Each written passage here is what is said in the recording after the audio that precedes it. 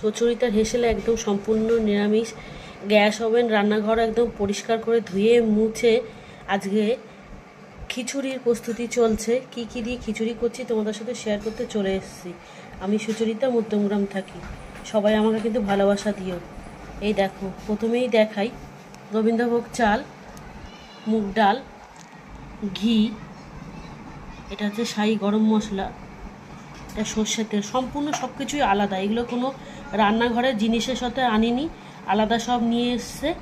এইগুলো আলাদা করে বেটে আজকের মতো ব্যবহার করা হবে, যা থাকবে আবার নিরামিষের জন্য তুলে রাখা হবে। তাই দেখো, নিয়ে নিয়েছি গুঁড়ো মশলার মধ্যে আদাটা নিয়েছি, দুটো কাঁচা লঙ্কা দিয়ে বেটে নিতে হবে, 5 ফোড়ন রয়েছে, আর শুকনো লঙ্কা, তেজপাতা। আর এখানে গুঁড়ো মশলার মধ্যে মানে রোজকার মশলা যেটা লাগে খিচুড়িতে, একটু শাহি লঙ্কার গুঁড়ো, যেটা লাল হয়, কাশ্মীরি লঙ্কার গুঁড়ো বলে, শাহি গরম মশলা ওটা, ঠিক আছে। আর এখানে আছে জিরে গুঁড়ো, ধনে গুঁড়ো, হলুদ গুঁড়ো, চিনি, লবণ, ঠিক আছে। আর এখানে আছে দেখো, সবজি বলতে অনেক সবজিই দেওয়া যায়। পালং শাক বলছিলাম দেব, আমি অন্যরকমভাবে করি। ভোগের খিচুড়ি বা যেদিনকে প্রসাদের খিচুড়ি কিছু রান্না করব সেদিনকে অন্যরকমভাবে করি।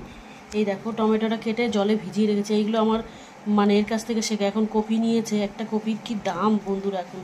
কাঁচা লঙ্কা চিড়ে নিয়েছি, আর বিনস নিয়ে নিয়েছি, আর নিচে আছে আলু।